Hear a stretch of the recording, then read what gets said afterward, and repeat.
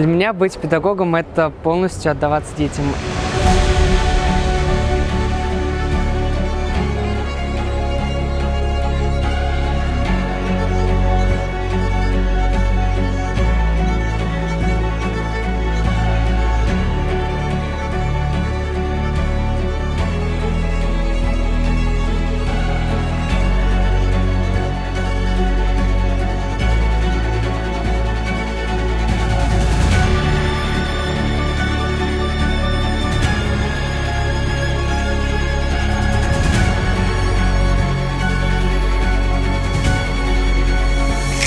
Быть педагогом – это значит быть примером для детей, давать им только то самое лучшее, что есть в себе самом, и просто быть для них в первую очередь другом, наставником, психологом, выполнять различные функции, но быть человеком, которого они уважают.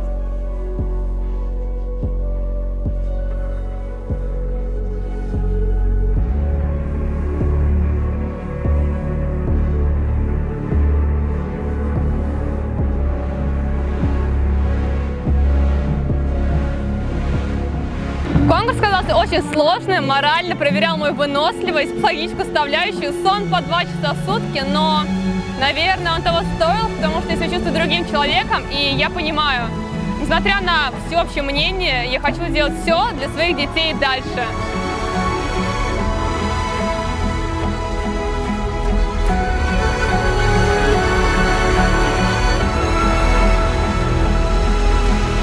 Конкурс просто огонь, эмоции невероятные, зарядилась, не знаю насколько, наверное, на всю жизнь.